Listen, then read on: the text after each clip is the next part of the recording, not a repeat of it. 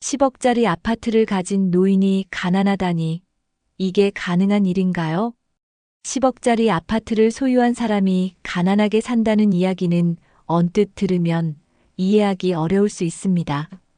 고가의 자산을 가진 사람은 경제적으로 여유로울 거라는 게 일반적인 생각이니까요. 그런데 현실은 이와 다릅니다. 자산이 많아도 실제 생활비가 부족한 사람들이 늘어나고 있는 이유, 오늘 함께 알아보겠습니다. 대한민국은 현재 OECD 국가 중 노인 빈곤율 1위를 기록하고 있습니다. 노후의 삶이 안정적일 것이라는 기대와는 달리 많은 노인들이 경제적으로 어려움을 겪고 있죠. 특히 집을 자산으로 소유한 경우 이것이 오히려 재정적 부담으로 작용하기도 합니다. 노인 빈곤율이라는 숫자 뒤에 숨겨진 이야기를 깊이 들여다볼 필요가 있습니다. 집이라는 자산이 안정적인 노후를 보장해주지 않는 이유는 무엇일까요? 그 이유는 간단합니다.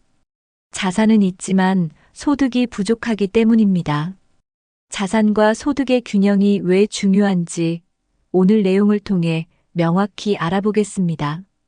대한민국 노인 빈곤율 현황. 현재 대한민국 노인의 상대적 빈곤율은 무려 40%를 웃돌고 있습니다. 이는 선진국 중에서도 가장 높은 수준인데요. 많은 노인들이 부동산 자산은 가지고 있지만 소득 없이 살아가는 상황에 놓여 있습니다. 결국 자산만으로는 노후를 안정적으로 보내기 힘들다는 사실이 드러나는 겁니다. 부동산 부자, 소득 가난의 현실. 집은 있는데 먹을 돈이 없다는 표현이 과장이 아닌 시대가 되었습니다. 부동산 가격은 치솟았지만 이를 활용해 소득을 창출하지 못하는 경우가 많습니다. 특히 고령자들은 집을 자산으로 보유하고 있지만 현금 흐름이 없는 상황에 놓여 있습니다. 이런 현실은 노후 빈곤 문제를 더욱 심각하게 만듭니다. 현금이 없는 부자들의 고충. 부동산 가치가 높아도 이를 실제로 현금화하지 못하면 생활비 마련에 큰 어려움을 겪게 됩니다. 집값이 올랐다고 해서 공과금이나 생활비 부담이 줄어드는 건 아니니까요. 오히려 높은 재산세와 관리비가 추가로 부담을 주기도 합니다. 그래서 집이 자산임에도 불구하고 노인들은 경제적으로 더 힘들게 살게 되는 겁니다. 고령화와 자산 활용의 문제점. 고령화가 빠르게 진행되면서 자산을 활용하는 능력의 중요성이 더욱 부각되고 있습니다.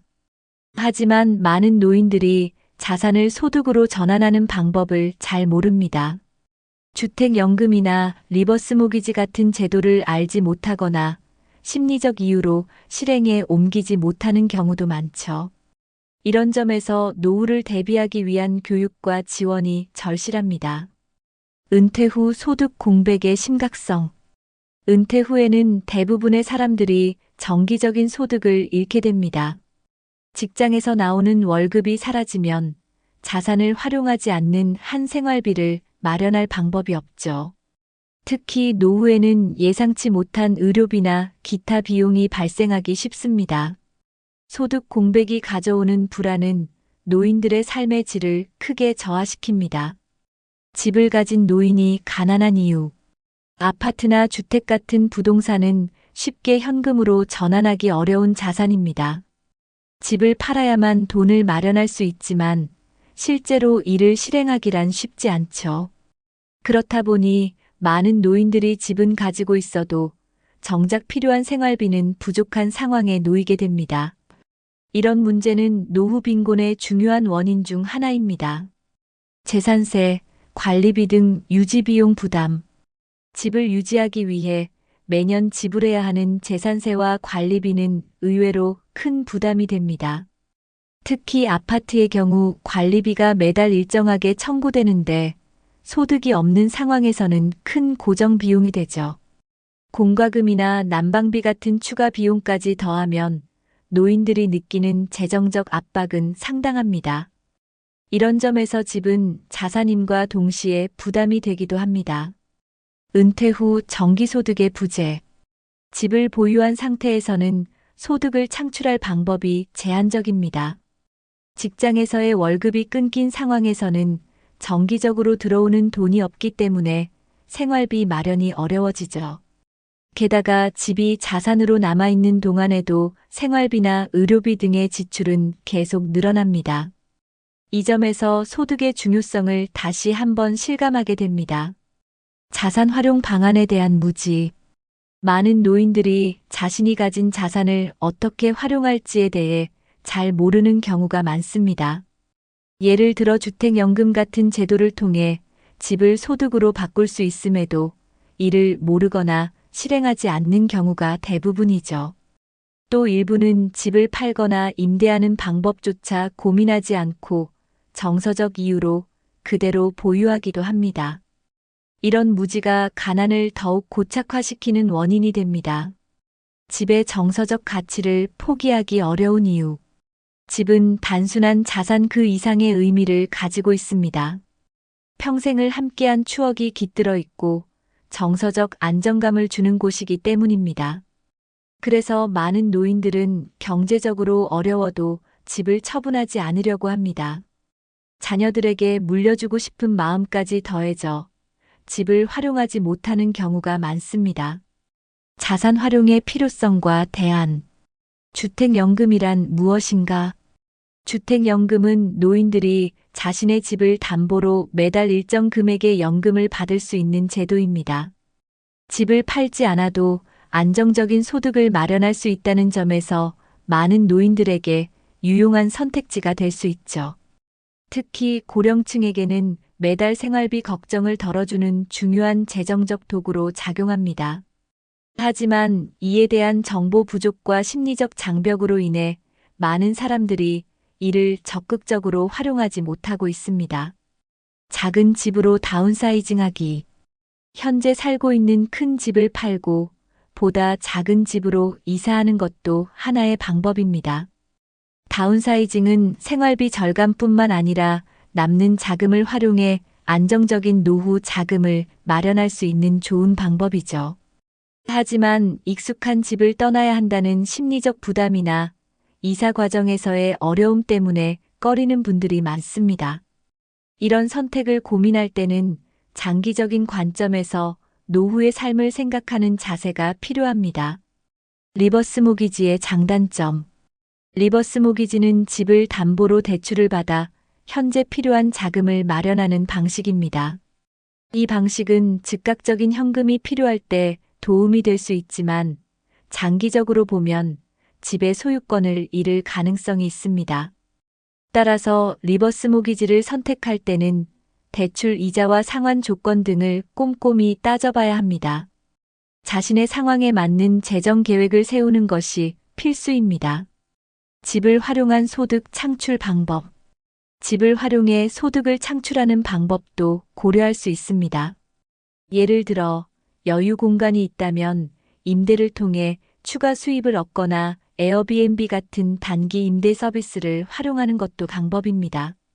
이 방법은 집을 팔지 않고도 안정적인 소득원을 마련할 수 있는 현실적인 선택지가 됩니다. 하지만 임대 관리와 관련된 시간과 노력을 감안해야 합니다. 상황에 맞는 자산 활용 전략. 자산 활용에는 정답이 없습니다. 모든 사람의 상황이 다르기 때문에 자신에게 맞는 전략을 찾아야 합니다. 전문가의 도움을 받아 재정 상태를 분석하고 주택연금, 다운사이징, 리버스 모기지 등 다양한 선택지 중 최적의 방안을 찾아야 하죠. 중요한 건 현재의 상황을 객관적으로 바라보고 실질적인 행동을 취하는 것입니다. 10억짜리 아파트를 가진 한 노인의 이야기. 서울 강남에 10억 원짜리 아파트를 소유한 한 노인은 매달 생활비를 겨우 마련하며 살아가고 있습니다.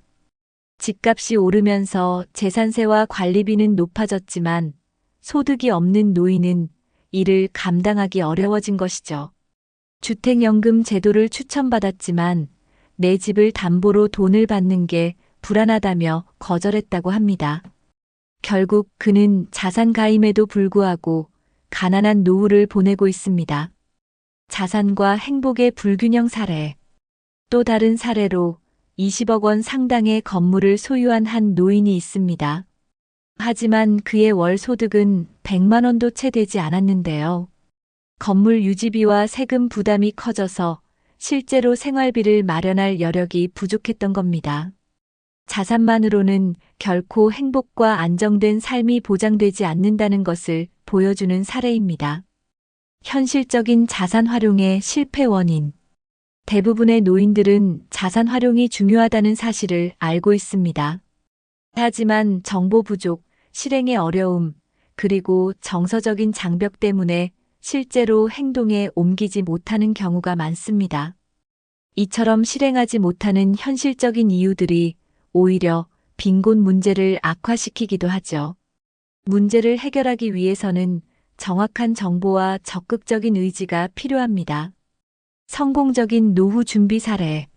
한편 주택연금을 통해 매달 안정적인 소득을 확보하며 행복하게 사는 노인의 이야기도 있습니다. 그는 15억 원짜리 집을 담보로 주택연금을 신청해 매달 200만 원 이상의 연금을 받고 있죠. 덕분에 생활비 걱정을 덜고 여행과 취미 생활을 즐기며 만족스러운 노후를 보내고 있습니다. 이 사례는 자산을 어떻게 활용하느냐에 따라 삶의 질이 크게 달라질 수 있음을 보여줍니다. 이 모든 사례에서 공통적으로 얻을 수 있는 교훈은 하나입니다. 자산만으로는 행복하거나 안정된 노후를 보장받을 수 없다는 점입니다. 자산을 효율적으로 활용하고 소득과 자산의 균형을 맞추는 것이야말로 진정한 노후 준비입니다. 자신의 상황을 다시 한번 점검하고 필요한 변화에 대해 고민해야 할 때입니다. 자산과 소득의 균형이 필요한 이유. 노후에는 자산의 크기보다는 이를 얼마나 잘 활용하느냐가 중요합니다.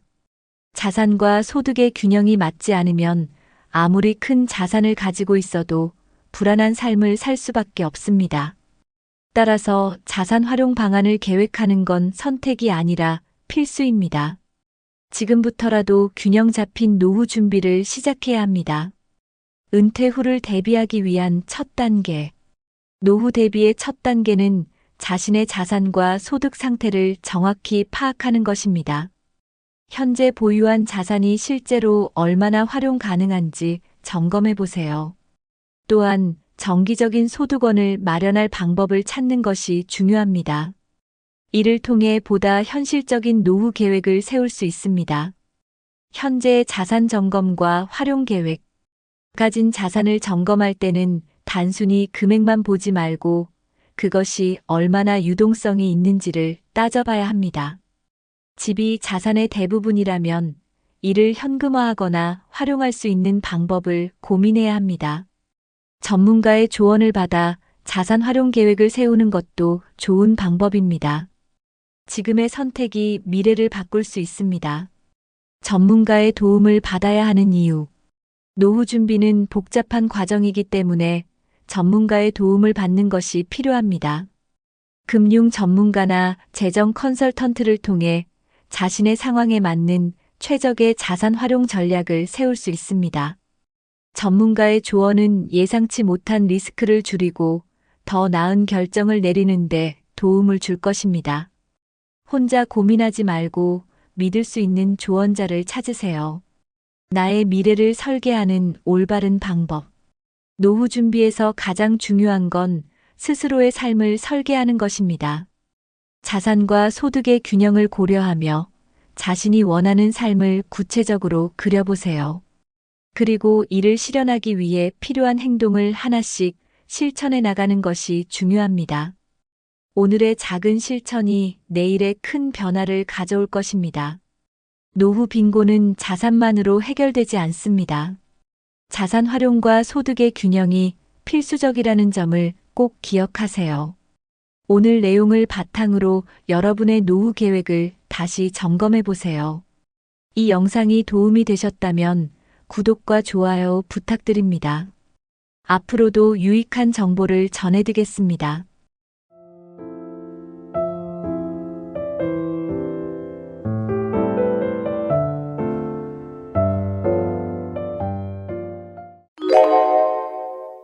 노년기 최고의 운동은 누가 뭐래도 이 6가지입니다. 나이 들수록 가장 많이 듣는 말, 바로 이겁니다. 건강하려면 운동하세요. 그런데 어떤 운동을 하라는 건지 정확하게 말해주는 사람은 잘 없습니다. 무릎도 아프고 숨도 차고 헬스장 가기도 부담스럽고 그래서 운동해야 하는 건 알지만 그냥 포기하게 되죠. 하지만 진짜 문제는 운동을 안 해서 몸이 점점 더 약해지는 겁니다. 몸이 안 좋아서 운동을 못하는 게 아니라 운동을 안 해서 몸이 망가지는 거죠. 그렇다면 노년기에 맞는 운동은 따로 있을까요? 네, 있습니다. 오늘은 나이가 들어도 안전하고 효과도 좋은 운동 6가지를 알려드리겠습니다. 복잡한 운동 아닙니다. 집에서도 할 수 있고 도구 없어도 가능한 운동도 많습니다. 누구나 따라할 수 있고 지금부터 당장 시작할 수 있습니다. 매일 한 가지만 해도 건강은 달라집니다. 지금부터 하나씩 소개해 드릴게요. 걷기 운동은 누구나 할 수 있는 가장 쉬운 운동입니다. 특별한 장비가 필요하지 않고 장소 제약도 거의 없습니다. 특히 무릎이나 허리에 큰 무리가 가지 않아 노년기에 더 적합합니다. 전신의 혈액순환을 도와주고 심장과 폐 기능도 튼튼하게 만들어줍니다. 걷는 동안 팔을 함께 흔들면 상체 운동도 동시에 됩니다.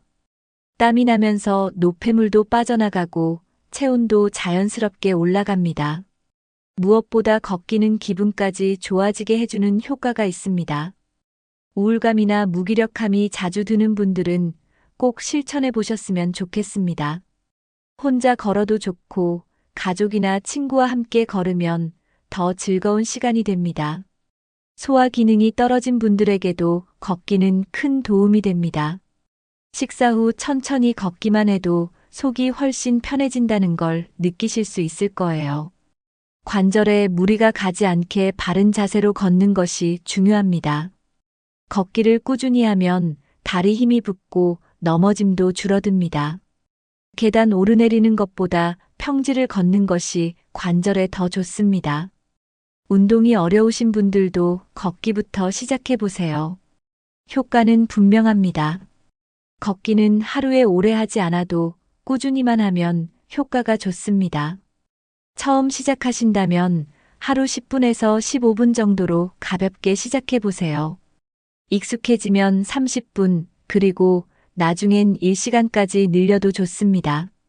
중요한 건 얼마나 빨리 걷느냐보다 꾸준히 하느냐입니다. 걸을 때는 허리를 펴고 시선을 정면으로 유지하는 것이 좋습니다. 발은 뒤꿈치부터 바닥에 닿게 천천히 딛는 걸음이 이상적입니다. 팔은 가볍게 흔들어주고 어깨에 힘을 빼야 몸에 부담이 가지 않습니다. 가능한 일정한 시간대에 걷는 것이 습관화하는 데 도움이 됩니다.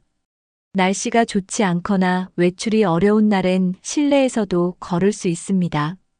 복도나 방 안을 천천히 왕복하면서 움직이는 것도 충분한 운동이 됩니다. 걷는 동안 음악을 들으면 시간도 금방 갑니다. TV를 보면서 실내 자전거나 제자리 걷기를 해도 비슷한 효과를 볼 수 있습니다. 무리해서 많이 걷는 것보다 짧게라도 매일 걷는 것이 더 중요합니다. 하루도 안 빠지고 걷는다는 마음으로 천천히 실천해 보세요. 몸이 점점 더 가벼워지고 기운도 달라지는 걸 느끼실 수 있을 거예요. 같은 시간 걷더라도 자세에 따라 운동 효과는 크게 달라집니다. 허리를 꼿꼿이 펴고 턱은 살짝 당기고 시선은 앞을 바라보세요.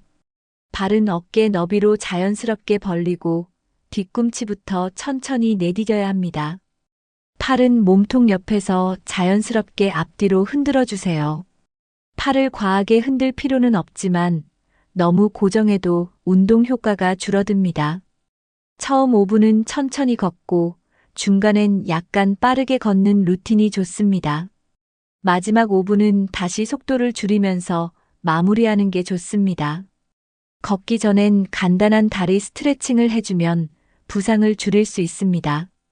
무릎, 허리, 발목에 문제가 있는 분은 지면이 평평한 길을 고르는 게 좋습니다. 걸은 뒤엔 종아리와 허벅지 근육을 가볍게 풀어주는 동작도 함께 해주세요. 만보기를 활용해서 목표 걸음수를 정하는 것도 좋은 방법입니다. 스마트폰 건강 앱을 활용하면 재미도 붙고 동기부여도 됩니다. 매일 아침 같은 시간에 걷는 습관을 들이면 몸이 먼저 움직이게 됩니다. 혼자 걸을 땐 조용한 음악이나 자연 소리를 들으면 심리 안정에도 좋습니다. 걷기, 단순하지만 가장 효과 좋은 운동입니다. 지금 바로 시작해 보세요. 나이가 들면 제일 먼저 약해지는 부위가 하체입니다.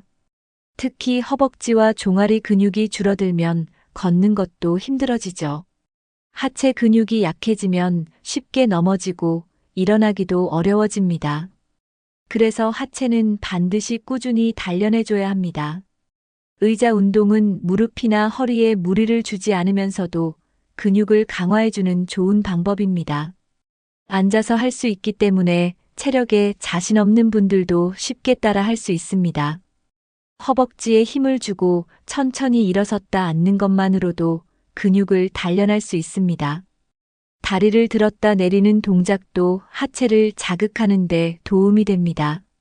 종아리 근육은 혈액순환과도 직결되기 때문에 꼭 챙겨야 하는 부위입니다.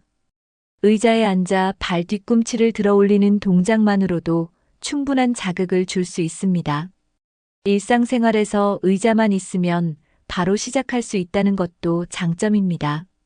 운동기구 없이도 충분히 하체를 단련할 수 있는 운동이죠. 처음에는 가볍게 시작하고 익숙해지면 횟수를 늘려가면 됩니다. 하체가 튼튼하면 걷기도 쉬워지고 자세도 안정적으로 유지됩니다. 결국 건강한 하체는 노년기 전체 생활의 질을 바꿔줍니다. 의자 운동의 가장 큰 장점은 장소에 상관없이 할 수 있다는 점입니다. 거실, 방, 부엌 어디든 의자만 있으면 바로 시작할 수 있습니다. 몸이 무거워 외출이 어렵거나 날씨가 좋지 않은 날에도 딱 좋은 운동입니다.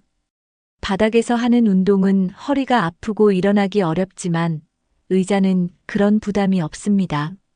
특히 혼자 계신 어르신들도 혼자서 안전하게 실천할 수 있다는 점에서 더 좋습니다. 일단 앉은 상태에서 다리를 번갈아 들었다 내리는 동작부터 시작해 보세요. 발끝으로 원을 그리는 동작도 다리 근육을 자극해 줍니다. 양손으로 의자 옆을 잡고 상체를 바르게 세운 채로 하면 효과가 더 좋아집니다. 하체뿐만 아니라 복부와 허리까지 자연스럽게 자극이 됩니다. 하루에 10분에서 15분 정도만 투자해도 효과를 느낄 수 있습니다. TV를 보면서 아침 준비하면서 틈틈이 할 수 있는 점도 장점입니다. 반복할수록 근육이 생기고 자세가 안정되면서 피로도 덜 느끼게 됩니다. 집 안에서 안전하게 운동할 수 있는 방법을 찾는다면 의자 운동이 딱입니다. 특별한 준비 없이 지금 바로 시작할 수 있다는 게 가장 좋은 점이죠. 작지만 확실한 변화, 의자 운동에서 시작해 보세요. 의자 운동도 안전하게 해야 부상을 막을 수 있습니다. 먼저 의자는 등받이가 있고 흔들리지 않는 단단한 걸 사용하는 게 좋습니다. 바퀴가 있는 의자는 미끄러질 수 있어 위험합니다. 의자의 높이는 무릎이 직각이 되도록 앉았을 때 발이 바닥에 닿는 정도가 좋습니다. 운동 전에는 가볍게 목과 어깨를 풀어주는 준비 운동을 해주세요. 동작은 절대 빨리 하지 말고 천천히 정확하게 해야 효과도 좋고 안전합니다. 처음부터 무리하게 오래 하거나 횟수를 너무 많이 하면 근육통이 생길 수 있습니다. 아플 정도로 하지 말고 뻐근하게 느껴지는 선에서 멈추는 게 좋습니다. 운동 중 어지럽거나 통증이 느껴지면 바로 멈추고 쉬어야 합니다. 의자에 앉을 때는 등을 곧게 펴고 허리를 너무 뒤로 젖히지 않아야 합니다. 의자 운동 후에는 다리와 허벅지를 가볍게 주물러서 근육을 풀어주세요. 운동은 매일 조금씩 몸이 적응하도록 천천히 늘리는 게 핵심입니다. 처음 며칠은 하루 건너 한 번씩 하다가 익숙해지면 매일로 늘려보세요. 무엇보다 중요한 건 본인의 몸 상태에 맞게 조절하며 하는 것입니다. 안전을 지키면서 꾸준히 한다면 의자 운동만으로도 몸이 단단해집니다. 하루의 시작을 스트레칭으로 열면 몸도 마음도 훨씬 가볍게 느껴집니다. 자고 일어난 후엔 근육과 관절이 굳어있기 때문에 바로 움직이면 다치기 쉽습니다. 그래서 기상 후 5분간의 간단한 스트레칭이 매우 중요합니다. 팔을 머리 위로 쭉 뻗어주고 기지개를 켜듯 몸 전체를 늘려보세요. 허리를 좌우로 천천히 돌리면 등과 옆구리도 시원하게 풀립니다. 무릎을 세우고 앉은 상태에서 다리를 쭉 펴는 동작도 좋습니다. 목은 천천히 앞뒤, 좌우로 움직이며 긴장을 풀어주세요. 갑자기 빠르게 움직이지 않고 천천히 호흡하면서 진행하는 게 중요합니다. 아침 스트레칭은 하루의 에너지와 집중력을 높여줍니다. 혈액순환을 도와줘서 손발 저림이나 어지러움도 예방할 수 있습니다. 굳은 어깨와 허리를 풀어주면 일상 움직임도 훨씬 부드러워집니다. 스트레칭은 근력보다 유연성을 키워주는 데에 효과가 있습니다. 유연성은 나이가 들수록 더 중요해지는 건강 요소입니다. 꾸준히 하면 허리 통증이나 관절 뻣뻣함도 눈에 띄게 줄어듭니다. 아침마다 가볍게 스트레칭하는 습관, 오늘부터 시작해보세요. 무릎, 어깨, 허리는 나이 들수록 가장 많이 불편해지는 부위입니다. 그래서 이 세 부위는 특별히 스트레칭으로 관리해주는 것이 필요합니다. 무릎은 앉은 상태에서 다리를 천천히 들어 올리고 몇 초간 유지해보세요. 발끝을 앞뒤로 움직이며 무릎 주변 근육을 자극해주는 것도 좋습니다. 어깨는 팔을 앞으로, 옆으로 크게 원을 그리듯 돌리는 것이 효과적입니다. 손을 등 뒤에서 잡고 가슴을 열어주는 동작도 어깨의 긴장을 풀어줍니다. 허리는 누운 상태에서 한쪽 다리를 배 쪽으로 끌어당기는 동작이 좋습니다. 양쪽 다리를 번갈아 하면서 허리와 골반을 천천히 이완시켜 주세요. 의자에 앉은 상태로 상체를 앞으로 숙이고 멈추는 것도 도움이 됩니다. 모든 동작은 반동 없이 천천히 숨을 쉬면서 진행해야 합니다. 몸의 움직임을 느끼면서 스트레칭하는 것이 가장 중요합니다. 무리하지 않고 할 수 있는 선에서 멈추는 것이 부상의 위험을 줄입니다. 스트레칭 전후에는 따뜻한 물 한 잔 마시는 것도 도움이 됩니다. 매일 아침 혹은 저녁에 정해진 시간에 해주면 습관이 잘 잡힙니다. 통증 예방과 유연성 유지, 이 두 가지 모두 스트레칭으로 충분히 가능합니다. 스트레칭도 잘못하면 오히려 관절에 무리를 줄 수 있습니다. 가장 흔한 실수는 빠르게 움직이며 반동을 주는 동작입니다. 반동은 근육과 관절을 갑자기 당겨 손상을 유발할 수 있습니다. 스트레칭은 항상 천천히 부드럽게 하는 것이 기본입니다. 통증이 느껴지는 지점까지 무리하게 늘리면 근육이 긴장하게 됩니다. 몸을 많이 늘린다고 효과가 커지는 게 아닙니다. 오히려 근육이 경직돼 유연성이 더 떨어질 수 있습니다. 또 다른 실수는 호흡을 멈춘 채 스트레칭을 하는 것입니다. 숨을 참지 말고 내쉬면서 근육을 부드럽게 풀어주는 게 핵심입니다. 스트레칭은 아픈 부위를 억지로 풀기 위한 것이 아니라 풀리도록 돕는 과정입니다. 자신이 할 수 있는 범위 내에서 천천히 늘리는 게 가장 효과적입니다. 몸이 아플 땐 쉬는 것도 운동입니다. 무조건 매일 하려 하지 말고 상태를 보며 조절하는 유연함도 필요합니다. 한 번에 많이 하기보다 짧게라도 자주 해주는 것이 더 좋습니다. 스트레칭도 운동입니다.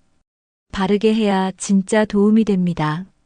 밴드 운동은 나이가 들어도 부담 없이 할 수 있는 근력 운동입니다. 고무 재질로 된 탄력 밴드는 무겁지 않고 공간도 많이 차지하지 않습니다. 무게가 없지만 늘어나는 저항이 있어서 근육을 자극하기에 충분합니다. 기구 없이도 근육을 강화하고 유연성을 기를 수 있는 좋은 도구입니다. 특히 무거운 아령이나 기구 운동이 부담스러운 노년층에게 적합합니다. 팔, 다리, 어깨 등까지 다양한 부위를 운동할 수 있습니다.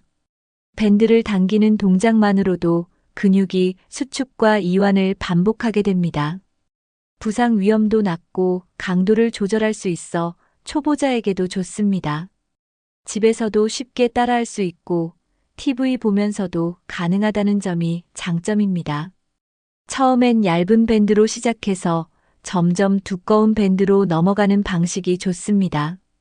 반복 횟수보다는 천천히 정확하게 하는 게 더 효과적입니다. 관절에 무리를 주지 않으면서 근육을 탄탄하게 만들 수 있습니다. 특히 앉아서도 가능하므로 체력이 약한 분들에게 적극 추천됩니다. 나이 들수록 빠지는 근육, 밴드 하나로 충분히 지킬 수 있습니다. 작지만 강한 운동, 밴드로 근육을 유지해 보세요. 밴드를 활용한 상체 운동은 어깨와 팔 근육을 자극하는 데 효과적입니다. 양손으로 밴드를 잡고 팔을 천천히 위로 들어 올리며 당겨보세요. 팔꿈치는 펴지 않고 약간 굽힌 상태에서 움직이면 더 안정적입니다. 가슴 앞에서 양팔을 좌우로 벌리듯 당기면 등과 어깨 근육이 사용됩니다. 밴드를 발 아래 고정하고 양손으로 잡아 위로 당기면 이두근을 단련할 수 있습니다. 하체는 앉은 자세에서 밴드를 발에 걸고 다리를 쭉 펴며 당기는 방식으로 운동할 수 있습니다. 허벅지 앞쪽과 종아리 뒤쪽 근육을 자연스럽게 자극해 줍니다. 무릎 위에 밴드를 걸고 다리를 벌렸다 오므리는 동작도 효과적입니다. 이 동작은 엉덩이와 허벅지 바깥쪽 근육을 강화하는 데 좋습니다. 서서 하는 운동이 힘든 분들도 앉은 자세로 충분히 따라 할 수 있습니다. 각 동작은 10회씩 2세트 정도로 시작해 보는 것이 적당합니다.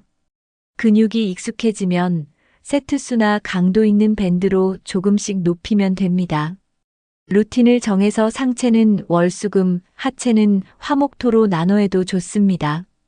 규칙적으로 진행하면 몸의 탄력과 균형감이 확실히 달라집니다. 밴드 하나만 있으면 온몸을 운동할 수 있다는 것, 직접 해보면 느끼실 겁니다. 밴드 운동은 간단하지만 몇 가지 실수를 피해야 안전하게 할 수 있습니다. 첫 번째는 밴드를 너무 빠르게 당기고 놓는 동작입니다. 이렇게 하면 근육 자극이 충분하지 않고 갑작스러운 움직임으로 부상 위험도 커집니다. 밴드는 천천히 당기고 천천히 돌아오는 게 가장 효과적입니다. 두 번째는 밴드를 너무 짧게 잡아 당기기 어려운 상태에서 무리하는 것입니다. 밴드 길이는 자신이 움직일 수 있는 범위에 맞게 조절해야 합니다. 세 번째는 호흡을 참으면서 운동하는 습관입니다. 힘을 줄 때 숨을 내쉬고 돌아올 때 숨을 들이마시는 게 기본 호흡법입니다. 네 번째는 한 부위만 반복적으로 운동하는 것입니다. 상체와 하체를 균형 있게 나눠서 운동해야 몸 전체가 골고루 단련됩니다. 다섯 번째는 밴드 상태를 확인하지 않고 사용하는 경우입니다. 오래된 밴드는 쉽게 끊어질 수 있기 때문에 운동 전에 항상 점검해야 합니다. 밴드가 손이나 발에서 미끄러지지 않도록 단단히 고정하는 것도 중요합니다. 올바른 자세로 천천히 안전하게 실천하면 밴드는 정말 효과적인 운동 도구입니다. 작은 실수만 조심하면 밴드 운동은 누구에게나 좋은 운동이 될 수 있습니다. 나이가 들면 자연스럽게 목이 앞으로 빠지고 등이 굽기 쉽습니다. 이런 자세는 보기에도 좋지 않고 건강에도 여러 가지 문제를 만듭니다. 거북목은 목과 어깨에 통증을 일으키고 허리가 굽으면 균형이 무너집니다. 자세가 흐트러지면 뼈와 관절에 계속 무리가 가서 통증이 반복됩니다. 그래서 하루에 몇 분이라도 자세를 바로잡는 운동이 꼭 필요합니다. 벽에 등을 대고 똑바로 선 자세를 자주 해보세요. 뒷머리, 등, 엉덩이, 종아리가 벽에 닿도록 정렬하는 게 기본입니다. 이 상태에서 몇 초간 유지하면서 몸의 균형을 느껴보는 것만으로도 도움이 됩니다. 손을 깍지 끼고 머리 뒤에 대고 팔꿈치를 뒤로 열며 가슴을 펴는 동작도 좋습니다. 이 동작은 거북목을 교정하고 어깨와 가슴을 펴주는데 효과적입니다. 의자에 앉은 상태에서도 허리를 펴고 배에 힘을 주며 앉는 습관을 들이세요. 처음엔 어렵지만 점점 근육이 기억하게 됩니다. 자세가 바로 잡히면 키가 커 보이고 호흡도 더 편안해집니다. 무엇보다 몸의 중심이 바로 서면 자신감도 생기고 덜 피곤해집니다. 거울을 보며 하루 한 번씩 자세 점검하는 습관 꼭 실천해 보세요. 척추는 우리 몸의 기둥입니다. 이 기둥이 바로 서 있어야 몸 전체가 안정적으로 움직일 수 있습니다. 바른 척추 정렬을 위해선 무리한 운동보다 꾸준한 정돈이 필요합니다. 누운 자세에서 무릎을 세우고 엉덩이를 천천히 들어 올리는 브릿지 자세를 해보세요. 이 동작은 허리와 엉덩이, 척추 주변 근육을 부드럽게 자극합니다.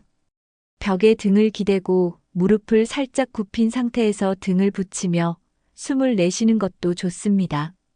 팔을 머리 위로 뻗고 옆으로 천천히 기울이며 옆구리를 늘려주는 동작도 추천드립니다. 바닥에 앉아 상체를 앞으로 숙이면서 척추를 하나씩 말아 펴는 느낌도 중요합니다. 이런 동작들은 모두 하루에 10분 안으로 가능하고 반복하면 효과가 큽니다.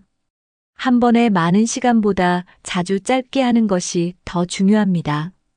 척추 주변 근육이 강화되면 구부정한 자세가 자연스럽게 개선됩니다. 특히 앉아있는 시간이 많은 분들에게 꼭 필요한 운동입니다. 움직일 수 있는 범위 내에서 천천히 편안하게 하는 것이 가장 좋습니다. 꾸준히 실천하면 목과 허리 통증도 줄어들고 걸음걸이도 반듯해집니다. 단순하지만 꾸준한 척추 운동, 내 몸을 다시 바로 세우는 힘이 됩니다. 자세 교정 운동은 하루 10분만 투자해도 변화가 시작됩니다. 바른 자세는 하루아침에 만들어지지 않지만 매일 쌓이면 분명 달라집니다. 처음엔 힘들게 느껴질 수 있어도 어느 순간 몸이 먼저 반듯해지기 시작합니다. 특히 아침이나 저녁 일정한 시간에 실천하면 습관이 됩니다. 5분은 상체 스트레칭, 5분은 척추 정렬 운동으로 나눠 해보세요. TV 보기 전, 식사 후, 잠자기 전 등 일상에 자연스럽게 끼워 넣는 것도 좋습니다. 자세가 바르면 걸음걸이도 달라지고 인상도 더 활기차 보입니다. 나이 들어 보이는 모습 중 하나가 구부정한 등입니다. 등이 펴지면 자연스럽게 자신감 있는 인상으로 바뀝니다.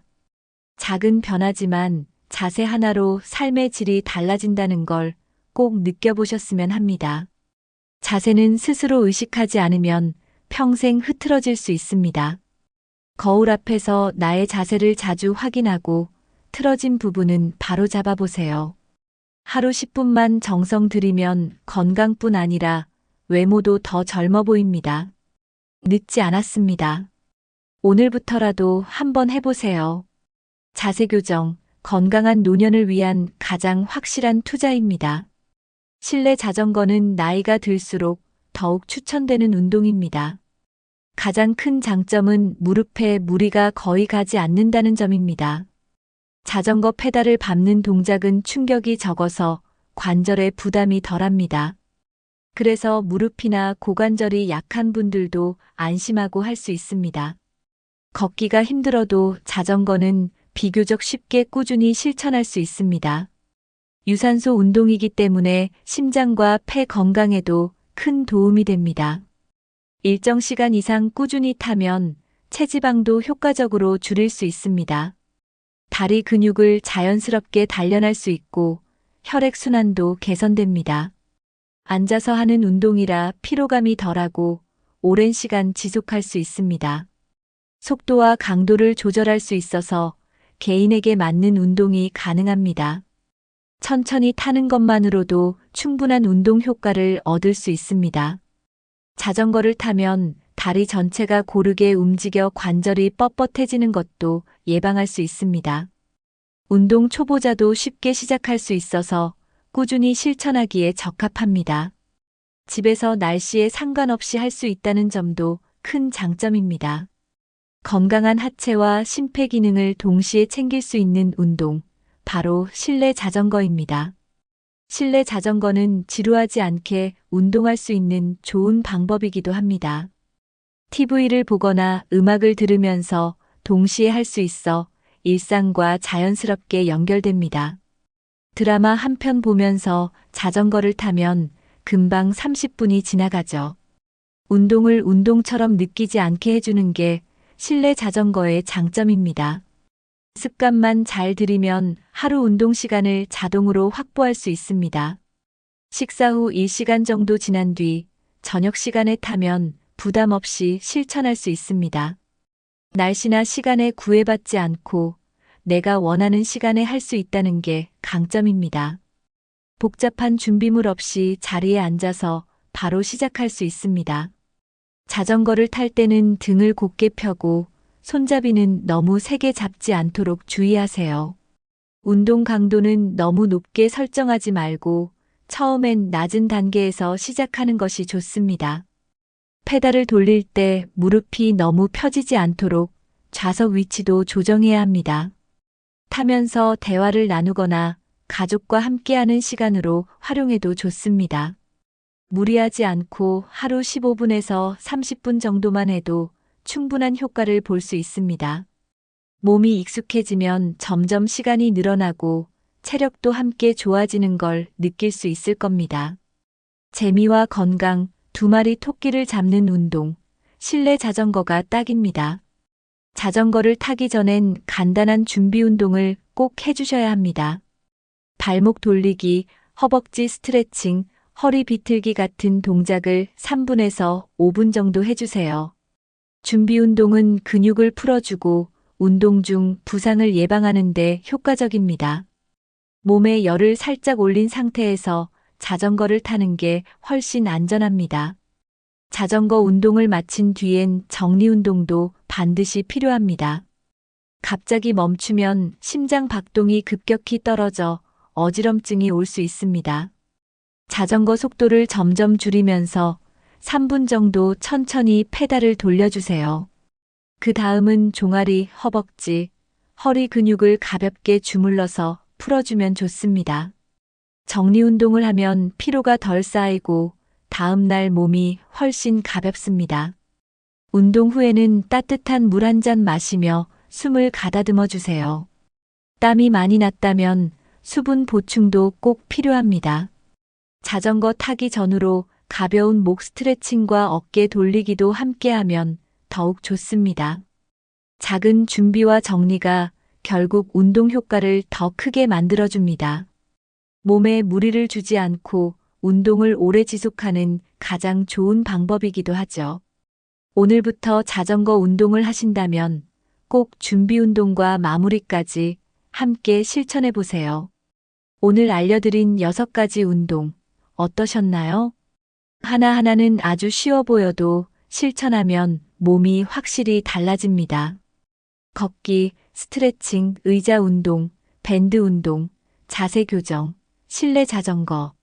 모두 무리 없이 할 수 있고 꾸준히만 하면 근육도 자세도 기분도 달라집니다. 나이가 들어도 몸은 움직이는 만큼 살아납니다. 운동은 젊은 사람들만 하는 거 아냐? 라고 생각하셨던 분들도 오늘 영상 보시고 나도 할 수 있겠는데? 라는 용기 하나만 갖고 시작해 보세요. 처음엔 5분만 해도 좋습니다.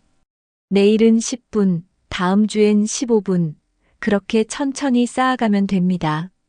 중요한 건 멈추지 않는 겁니다. 운동은 건강을 지키는 가장 싸고 가장 확실한 보험입니다. 오늘 영상에서 가장 해보고 싶은 운동은 어떤 거였나요? 이미 실천 중인 운동이나 나만의 루틴이 있다면 댓글로 꼭 공유해주세요. 여러분의 경험이 다른 시청자분들께도 큰 힘이 될 수 있습니다. 영상이 도움되셨다면 좋아요와 구독, 알림 설정도 부탁드립니다. 건강한 노년, 우리 함께 만들어가요. 지금까지 시청해주셔서 감사합니다. 다음 영상에서도 건강하고 따뜻한 이야기로 다시 찾아뵐게요.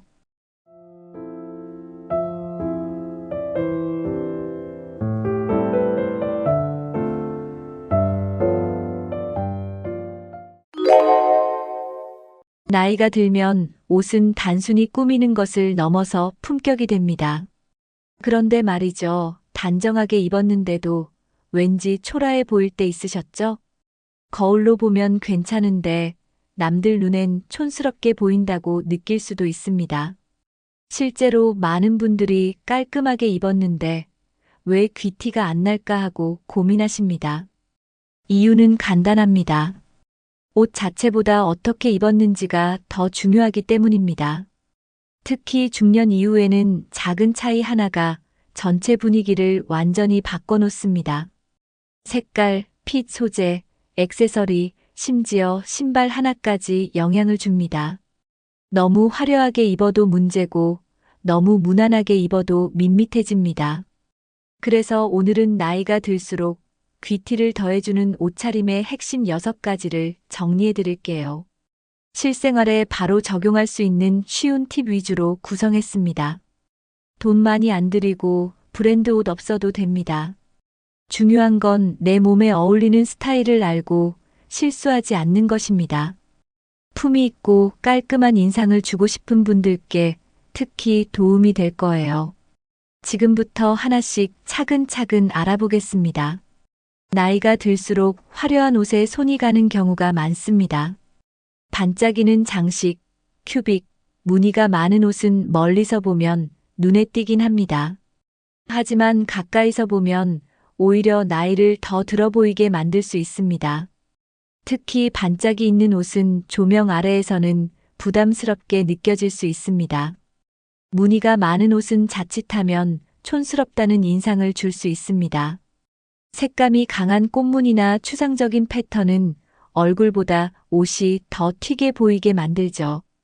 옷이 시선을 다 끌고 가면 사람 자체가 잘 안 보이게 됩니다. 이런 스타일은 처음에는 화사해 보여도 금방 질리기 쉽습니다.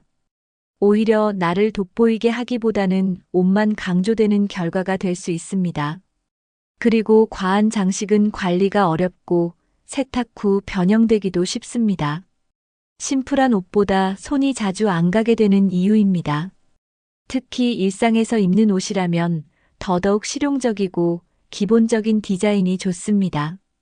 옷은 입는 사람이 주인공이 되도록 도와주는 역할을 해야 합니다. 장식은 적고 선이 깔끔한 옷이 훨씬 오래 갑니다. 결국 단정함이야말로 진짜 품위를 만들어주는 요소입니다. 기본은 지루하다고 생각하시는 분들이 많습니다. 하지만 기본이 탄탄하면 어떤 상황에서도 어울립니다. 흰색, 검정색, 베이지, 회색 같은 기본 컬러는 실수가 없습니다. 기본 컬러는 얼굴에 집중이 가게 만들어줍니다. 고급 브랜드의 옷을 봐도 기본 컬러가 대부분입니다. 디자인도 마찬가지입니다. 셔츠, 니트, 바지 모두 기본형이 가장 오래가고 유행을 덜 탑니다. 단추 위치, 긴 모양, 바지 길이 같은 작은 디테일이 전체 분위기를 결정합니다. 복잡하지 않은 디자인이 오히려 세련돼 보입니다. 기본 옷은 코디가 쉬워서 활용도도 높습니다. 겹쳐 입거나 스카프 하나만 더해도 다양한 느낌을 낼 수 있습니다. 나이가 들수록 여러 스타일보다 내 스타일 하나를 정하는 게 더 중요합니다. 그 기본 스타일을 만들 때 기본 컬러와 디자인은 필수입니다. 결국 기본은 실패하지 않는 선택이고 오래가는 멋입니다. 겉멋보다 내공 있는 멋, 그게 바로 기본에서 나옵니다. 아무리 비싼 옷을 입어도 깔끔하지 않으면 귀티는 사라집니다. 옷에 주름이 많거나 보풀이 일어나 있으면 전체 인상이 흐려집니다. 옷에서 먼지가 보이거나 구겨져 있으면 단정한 인상이 안 납니다. 옷을 고를 때보다 입고 난 후 어떻게 관리하느냐가 더 중요할 때도 많습니다. 셔츠에 다림질이 되어 있으면 훨씬 깔끔해 보입니다. 니트도 착용 전 먼지를 한번 정리해주면 느낌이 달라집니다. 코트나 자켓은 특히 소매 끝과 옷깃 부분을 한번 더 살펴보는 게 좋습니다. 외출 전 거울 앞에서 정리된 인상인지 체크하는 습관을 들여보세요. 귀티는 결국 정돈된 인상에서 시작됩니다. 아무리 고급 옷도 정리가 안 되어 있으면 지저분해 보일 수 있습니다.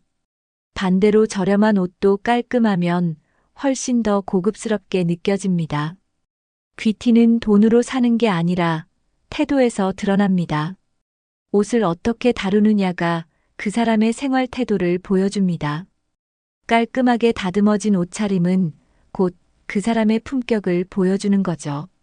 정리는 스타일보다 먼저 챙겨야 할 귀티의 첫걸음입니다.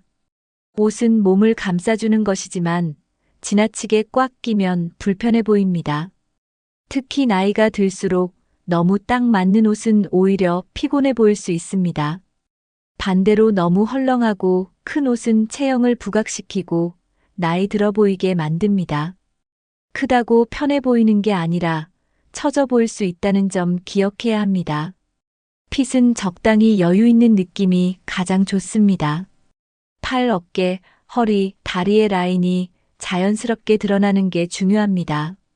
앉거나 움직일 때 불편하지 않으면서도 흐트러지지 않아야 귀티가 납니다.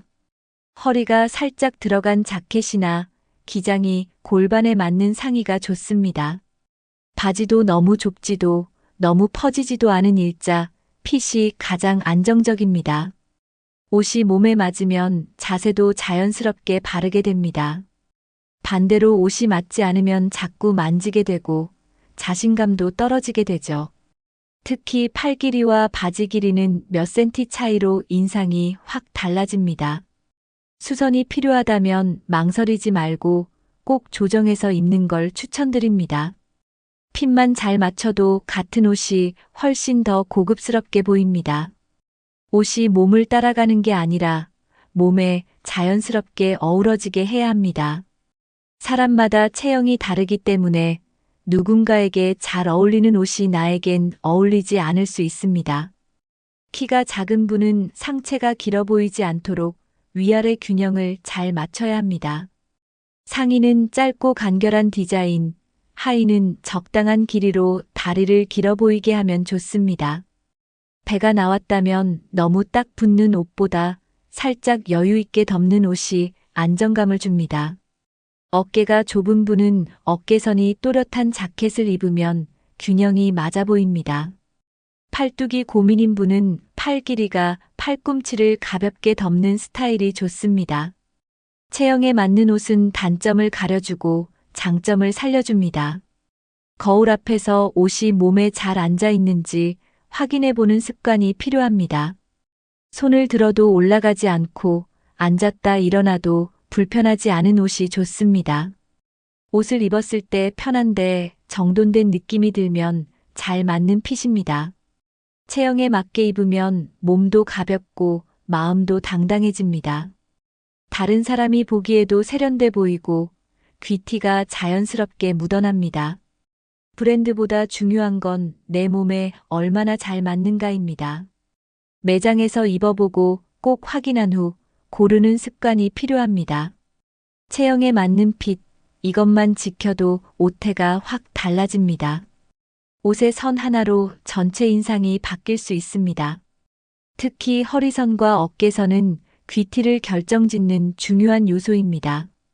허리선이 너무 낮거나 애매하면 다리가 짧아 보이고 체형이 퍼져 보일 수 있습니다.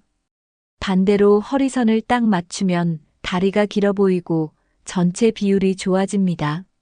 상의는 골반선에 맞춰 떨어지는 길이가 가장 안정적으로 보입니다. 어깨선은 어깨 끝에 딱 맞아야 깔끔한 인상을 줍니다. 어깨가 처져 보이면 사람이 기운 없어 보이고 무너진 인상이 됩니다. 어깨선이 위로 살짝 올라간 자켓이나 셔츠는 얼굴형도 살려줍니다. 어깨에 맞지 않는 옷은 핏 전체를 망칠 수 있기 때문에 가장 먼저 확인해야 합니다. 허리와 어깨선만 잘 맞춰도 체형이 단정하고 균형감 있게 보입니다. 옷이 입혀진 느낌보다 내 몸에 맞춰진 느낌을 줄 수 있습니다. 자신감도 자연스럽게 따라오고 자세도 달라집니다. 기본적인 선만 지켜도 옷을 잘 입는 사람처럼 보일 수 있습니다. 귀티 있는 인상은 결국 작은 디테일에서 시작됩니다. 허리선과 어깨선, 이 두 가지만 신경 써도 충분히 달라질 수 있습니다. 나이가 들면 자연스럽게 얼굴의 생기가 줄어들기 시작합니다. 그래서 입는 옷의 색이 얼굴빛에 큰 영향을 미치게 됩니다. 회색이나 검정처럼 어두운 색은 무난하지만 칙칙해 보일 수 있습니다. 특히 얼굴 피부가 밝지 않거나 혈색이 없는 분에게는 더 그렇게 보이죠. 반면에 밝고 따뜻한 색을 입으면 얼굴이 환해 보입니다. 베이지, 연한 하늘색, 라이트 블루 같은 색은 누구에게나 무난하면서도 생기를 줍니다. 톤이 너무 강하지 않으면서 부드러운 색이 가장 좋습니다. 옷 전체를 밝게 입기 부담된다면 상의만이라도 환한 색으로 바꿔보세요. 얼굴 근처에 밝은 색이 있으면 빛을 반사해서 피부가 더 깨끗해 보입니다. 특히 봄, 여름에는 연한 핑크나 연두 계열도 괜찮습니다. 어두운 색은 격식 있는 자리에는 괜찮지만 일상에서는 너무 무거울 수 있습니다. 검정색은 피부의 주름이나 기미를 도드라지게 할 수 있다는 점도 주의해야 합니다. 색 하나만 바꿔도 분위기가 달라지고 인상이 훨씬 부드러워집니다. 옷이 얼굴을 감싸주듯이 밝게 밝혀주는 느낌이 나야 귀티가 납니다.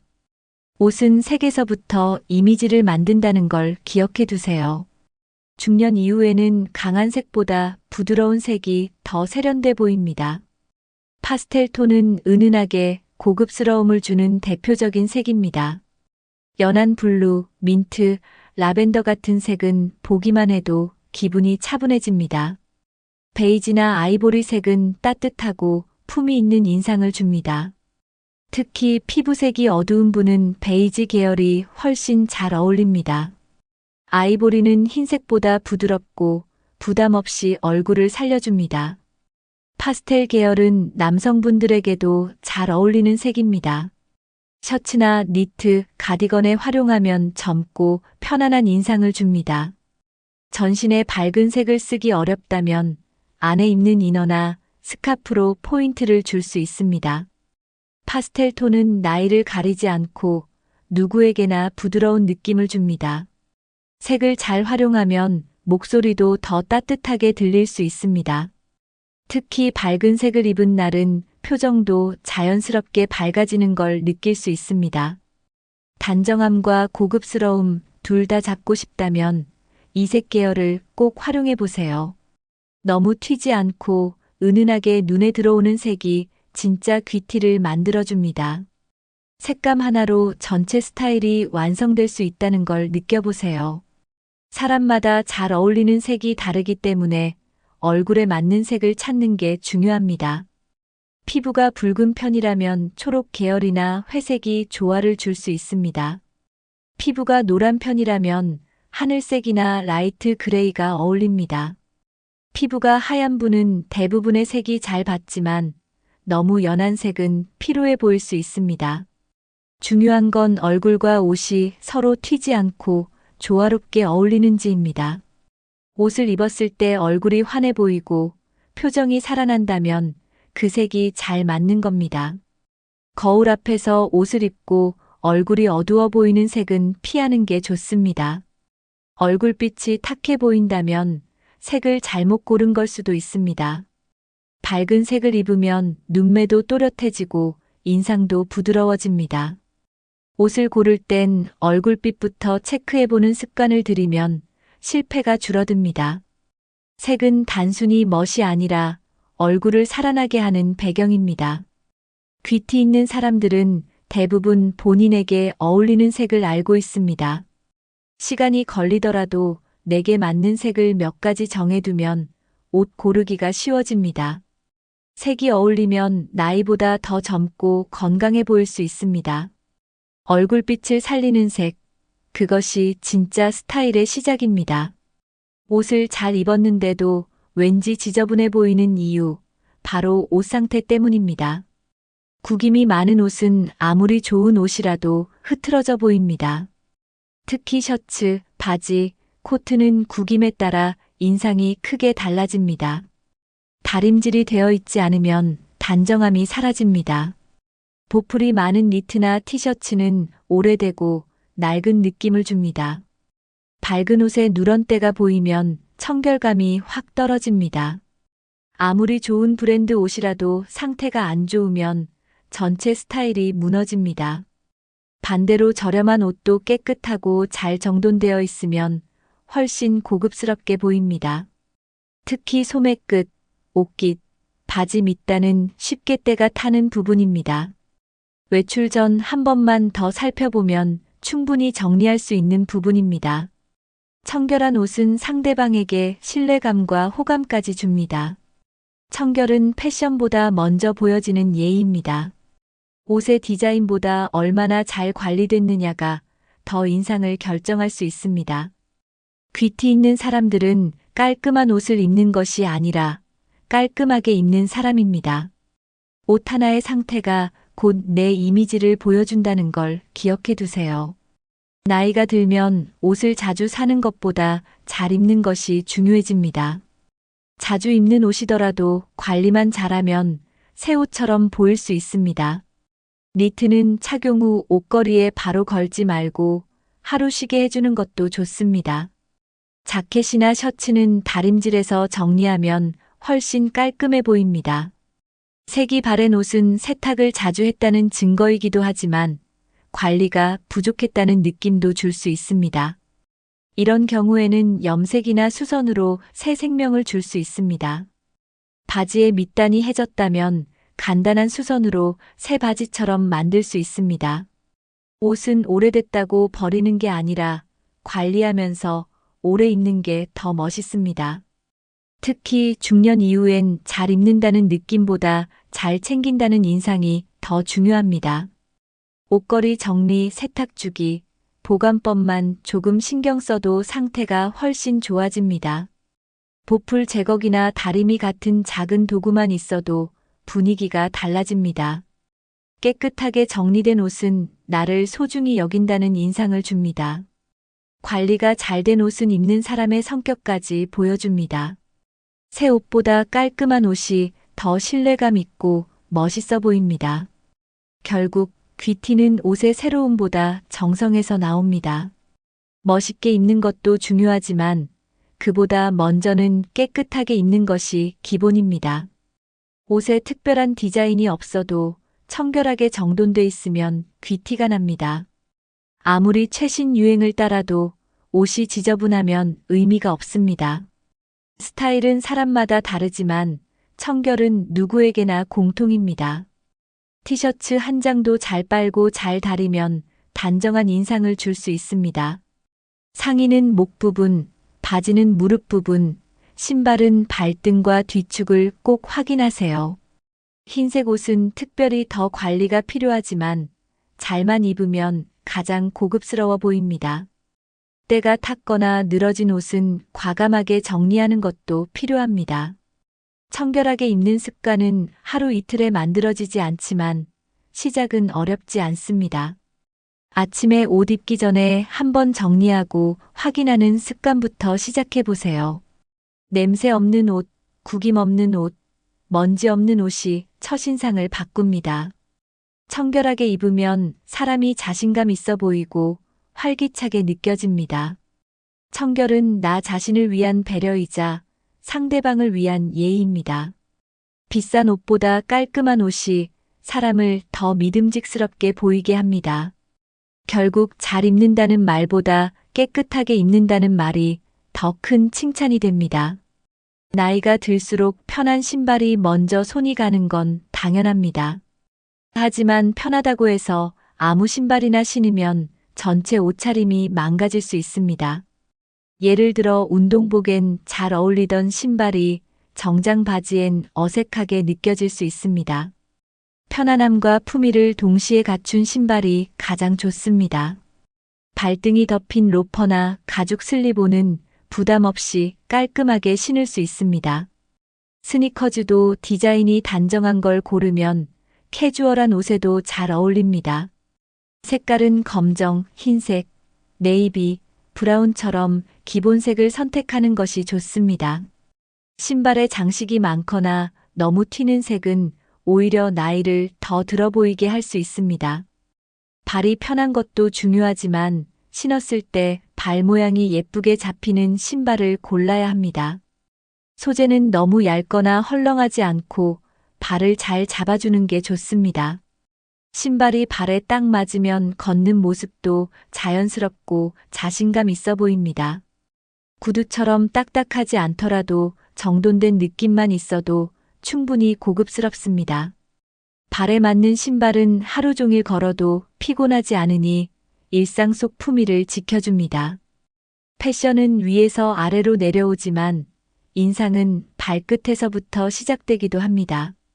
그래서 신발은 단순한 소품이 아니라 귀티를 완성하는 마침표입니다. 운동화는 누구나 신는 만큼 어떻게 신느냐가 중요합니다. 너무 헐렁하고 늘어난 운동화는 전체 옷차림을 흐리게 만들 수 있습니다. 깔끔한 디자인의 흰 운동화는 어떤 옷에도 무난하게 잘 어울립니다. 청바지나 면바지에는 밝은색 운동화가 경쾌한 느낌을 줍니다. 반면 검정색 운동화는 무게감 있고 차분한 인상을 줄 수 있습니다. 로퍼는 단정하고 고급스러운 이미지를 주는 대표적인 신발입니다. 면바지나 정장 바지에 모두 잘 어울리고 편하게 신을 수 있다는 장점도 있습니다. 가죽 로퍼는 발 모양을 잘 잡아줘서 귀티 나는 인상을 완성시켜줍니다. 슬리본은 끈이 없어 신고 벗기 편하지만 정돈된 인상을 주는 게 특징입니다. 캐주얼하면서도 깔끔한 스타일을 원할 때 좋은 선택입니다. 특히 슬랙스나 니트와 매치하면 세련되면서도 편안한 인상을 줄 수 있습니다. 이 세 가지 신발만 잘 갖춰도 대부분의 옷차림에 무리 없이 어울릴 수 있습니다. 계절에 따라 소재와 색상을 달리하면 더 다양하게 활용할 수 있습니다. 신발장을 열었을 때 기본 신발 3켤레만 잘 정비되어 있어도 일상이 훨씬 편해집니다. 발끝에서 완성되는 센스, 결국은 신발에서 드러납니다. 신발이 낡아 있으면 아무리 옷을 잘 입어도 인상이 흐려집니다. 밑창이 닳거나 발등에 주름이 가곳대가 낀 신발은 오래된 인상을 줍니다. 반대로 깨끗한 신발은 전체 옷차림을 정돈해주는 힘이 있습니다. 광이 나거나 먼지가 없는 신발은 그 사람의 정성까지 보여줍니다. 신발을 닦는 습관은 작은 일이지만 인상에는 큰 차이를 만듭니다. 특히 흰 운동화는 자주 닦아야 깔끔한 느낌이 유지됩니다. 가죽 신발은 물걸레로 닦고 가죽 전용 크림을 발라주면 금방 새 것처럼 보입니다. 신발끈도 오래되면 새 것으로 교체해주는 것이 좋습니다.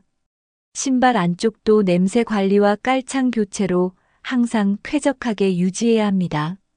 비 오는 날 신은 후에는 꼭 말려줘야 다음 날에도 기분 좋게 신을 수 있습니다. 일주일에 한 번만 신발을 정리해도 전체 옷차림이 더 완성돼 보입니다.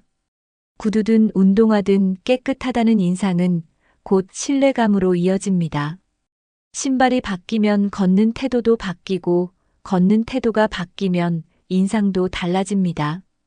결국 귀티 있는 인상은 발끝부터 준비되는 것이라는 걸 잊지 마세요. 매일 신는 신발, 오늘부터 다시 한번 살펴보는 습관을 들여보세요. 액세서리는 전체 옷차림을 완성하는 마지막 한 수입니다. 그런데 너무 많이 착용하면 오히려 혼란스러워 보일 수 있습니다. 귀걸이, 반지, 목걸이, 팔찌를 다 하고 나면 중심이 없어집니다. 그래서 액세서리는 몇 개보다 하나에 집중하는 것이 좋습니다. 특히 중년 이후에는 번쩍이는 것보다는 은은한 질감이 더 고급스럽습니다. 반짝이는 금속보다는 무광이나 은은한 광택이 있는 재질이 더 세련돼 보입니다. 진주나 유광이 적은 원석 소재도 단정하고 차분한 인상을 줍니다. 옷이 깔끔하다면 액세서리도 그것에 어울리게 정돈된 느낌이어야 합니다. 어떤 장식이든 질감이 고급스러워 보이는가를 먼저 따져보는 것이 중요합니다.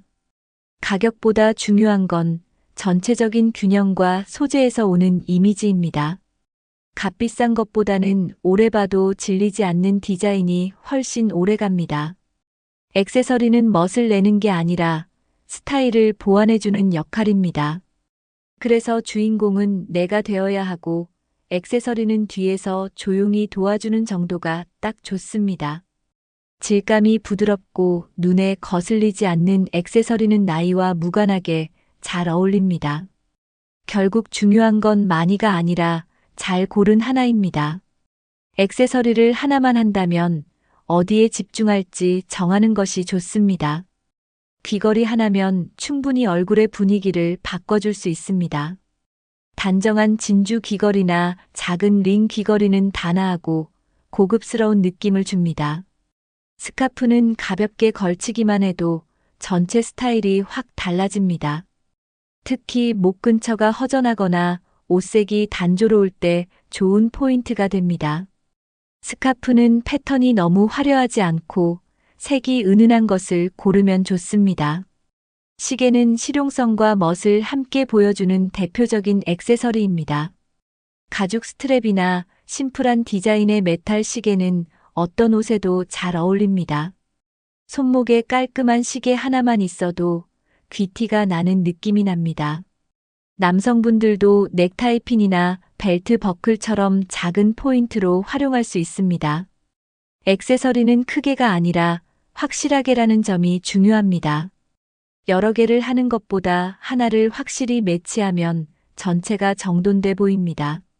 옷차림에 따라 오늘은 귀걸이, 내일은 스카프처럼 하나씩 포인트를 바꿔보는 것도 좋습니다. 어떤 액세서리를 해도 본인의 얼굴과 분위기에 어울리는지를 꼭 확인하세요. 하나만 제대로 해도 나를 더 돋보이게 할 수 있습니다. 멋을 내고 싶을수록 더 절제해야 우아함이 살아납니다. 화려하게 꾸미는 것이 귀티가 나는 건 아닙니다. 오히려 넘치게 꾸미면 어색하고 나이 들어 보일 수 있습니다. 절제된 꾸밈은 보는 사람에게 안정감과 품위를 줍니다. 액세서리뿐 아니라 전체 옷차림도 마찬가지입니다. 절제된 색, 절제된 장식, 절제된 스타일이 조화를 이뤄야 진짜 멋입니다. 과한 장식은 유행을 타지만 절제된 멋은 시간을 타지 않습니다. 특히 중장년층에게는 덜어냄이 더함보다 훨씬 중요합니다. 내 얼굴, 내 목소리, 내 분위기를 해치지 않는 게 바로 절제입니다. 사람은 눈에 띄는 것보다 눈에 잘 어우러지는 것이 훨씬 고급스럽게 보입니다. 우아함은 단순한 옷차림과 간결한 액세서리에서 시작됩니다. 남을 위한 꾸밈이 아니라 나를 위한 정돈된 모습이 귀티의 핵심입니다. 멋은 많음에서 나오는 게 아니라 적당함에서 나옵니다. 절제는 결코 부족함이 아니라 성숙한 멋입니다. 그래서 나이가 들수록 절제는 가장 세련된 꾸밈이 됩니다. 옷차림은 말없이 나를 설명하는 언어입니다. 특히 나이가 들수록 말보다 먼저 보이는 인상이 더 중요해지죠. 오늘 영상에서 말씀드린 것처럼 귀티는 비싼 옷이나 화려한 꾸밈에서 나오지 않습니다. 오히려 단정함, 정돈됨, 절제된 멋에서 진짜 품위가 느껴집니다. 구김없는 셔츠, 잘 닦인 신발, 조용한 액세서리 하나. 그런 작은 것들이 모여서 그 사람 참 단아하다는 인상을 만들어냅니다. 중요한 건 돈이 아니라 신경 쓰는 태도입니다. 오늘부터라도 한 가지씩 실천해 보세요. 옷장 안에 옷을 새로 사지 않아도 정리하고 관리하는 것만으로도 귀티가 올라갑니다. 액세서리 하나, 색 하나, 핏 하나만 바꿔도 인상이 달라집니다. 여러분은 오늘 대본 중 어떤 부분이 가장 와닿으셨나요? 혹시 나는 이렇게 입으면 자신 있어진다 하는 나만의 꿀팁 있으신가요? 댓글로 여러분만의 스타일 비결도 함께 나눠주세요. 여러분의 댓글은 다른 시청자들에게도 큰 도움이 됩니다. 이 영상이 도움이 되셨다면 좋아요와 구독, 알림 설정도 부탁드릴게요. 주변의 부모님이나 친구분들께도 이 영상 공유해 주시면 좋겠습니다. 누구나 멋있고 귀티나는 모습으로 나이들 자격이 있습니다. 오늘도 품격 있게 나답게 살아가는 하루 되시길 바랍니다. 시청해 주셔서 감사합니다. 다음 영상에서 또 인생에 도움이 되는 좋은 이야기로 뵙겠습니다.